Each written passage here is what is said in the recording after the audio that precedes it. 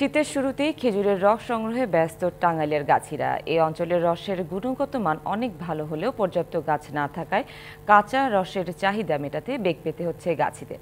পর্যাপ্ত গাছ না থাকলে উৎকৃষ্ট মানের গুড় তৈরিতে সম্ভাবনা দেখছেন গাছি ও স্থানীয়রা। এদিকে স্বাস্থ্য ঝুঁকি থাকায় কাঁচা রস পান না করার পরামর্শ চিকিৎসকদের। ঋতু পরিবর্তনের বাংলায় প্রকৃতি সেজেছে শীতের গহনায়, আর এই শীতে প্রকৃতির অন্যতম অনুষঙ্গ খেজুরের রস আহরণ। কুয়াশার চাদর ভেদ করে উকি দেয় কুসুম সূর্য। তেজ বাড়ার আগেই দূর দূরান্ত থেকে কালিহাতির হাতিয়ায় খেজুরের রস স্বাদ নিতে ছুটে আসেন অনেকে। হাড়িসহ কিনে পান করেন কাঁচা রস। অনেক দূর থেকে আসছি, ভোর 6টা খেজুরের রস খাইতে আসছি। প্রত্যেক বছর এই জায়গায় খেজুর রস পাওয়া যায়, কিন্তু গতবারের সেই বারটা আলহামদুলিল্লাহ অনেক মিষ্টি। রাজশাহী অঞ্চল থেকে আসা গাছিরা এক একটি গাছ 400 টাকায় লিজ নিয়ে প্রতিদিন আহরণ করেন 2 থেকে 5 লিটার রস।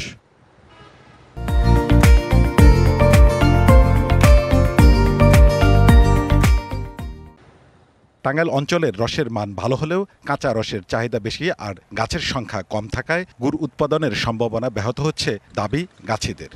এজন্য গুড়টা খেতে খুব সুস্বাদু এবং খুবই টেস্টি এবং চাহিদাটা বেশি। কাঁচা রস সেখানে আদার্স কোনো জায়গাতে নাই, এজন্য রসের চাহিদাটা বেশি হয়। এদিকে নিপা ভাইরাসের সংক্রমিত হওয়ার ঝুঁকি থাকায় কাঁচা রস পান না করার পরামর্শ চিকিৎসকদের।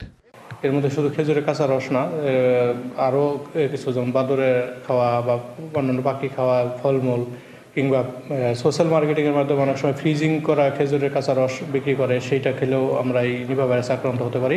খেজুরের কাঁচা রস খাওয়া থেকে অবশ্যই বিরত থাকতে হবে। জেলায় উৎপাদিত খেজুরের গুড়ের ব্যাপক অর্থনৈতিক সম্ভাবনা থাকায় গাছের সংখ্যা বাড়াতে কাজ করছে কৃষি বিভাগ। এই যারা খেজুরের রস যারা আহরণ করে বা তারা যারা গুড় তৈরি করে তাদেরকে যদি আমরা ট্রেনিং দিতে পারি বা এই তাদের মোটিভেট করতে পারি, তাহলে এখান থেকে কিন্তু গুড়ের একটা বড় একটা চাহিদা আমরা মেটানো সম্ভব হবে। আমরা কৃষি সম্প্রসারণ অধিদপ্তরের পক্ষ থেকে যারা কৃষক আছে তাদেরকে আমরা পরামর্শ দিচ্ছি যাতে তারা খেজুর গাছ লাগায়। টাঙ্গাইলে বিচ্ছিন্নভাবে 80 হেক্টর জমিতে খেজুর গাছ রয়েছে। Sohel Talukdar, DBC news, Tangail.